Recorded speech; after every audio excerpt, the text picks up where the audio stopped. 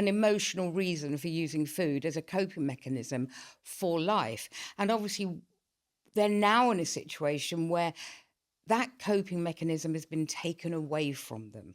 So, would CBT teach people how to find a new coping mechanism, or would it teach people to deal with the stresses and strains of everyday life without a so called coping mechanism?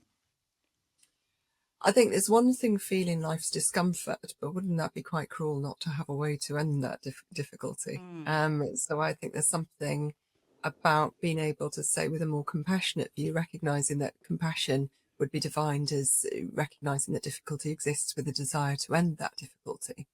And that's the important bit, that second Right. bit. Yeah. So that's where coping strategies come in, new coping strategies to replace the old behaviours and ways of thinking and behaving. But they're so habitual, they're so entrenched within us. Sometimes they come from such a deep place. It's being able to sort of, I often describe it to clients as bubbles bubbling up to the surface, and we're able to catch those, we're able to observe those, take that observer stance with ourselves so that we're able to say, actually, what, and the biggest question I think is what are my needs? What are my Mm. needs at the moment? And so much of this eating, for example, could become, or drinking too much, or whatever types of unhelpful behaviour, is something about unmet needs, and it's the hardest question to be able to answer. I was going And to that can say, take very much time. What it's not about a bath with candles as per Instagram. It's not going off to yoga mm, class necessarily.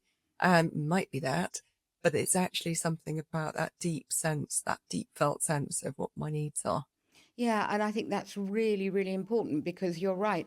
At the end of the day, when somebody is faced with, I need to eat that food, I need to eat the chocolate, I need to eat the cake, or whatever it might be, they're very often completely unaware of why they need to eat that at that moment in time.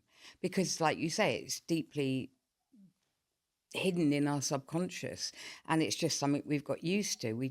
That's how we deal with things. So, what I want to ask you is, when those things happen, how can they, I mean, if you had stopped me at a time when I was desperate to eat something and said, well, what are your needs right now? My needs are to eat that food, go away, leave me alone. Mm. What steps would you take with CBT to help me realize, no, actually, Mel, that's not what you need right now? What would you talk about? What sort of questions would you ask them? How would you bring something so deep inside them up to the surface? Is it always? I think CBT is often that sort of we're working at that surface level, but we can work at a much deeper level as well with our old core beliefs, ways experience in life or experiences in life. I've never met a human that doesn't make sense in the context of their life and their experiences. Everything makes sense. So there's something there about being able to meet those two things. And if that person, something about working with that person to say, actually, how do you want things to be? If I were a fly on the wall, when this problem is no longer here, or when this situation is no longer here, what would I be seeing that's different about you?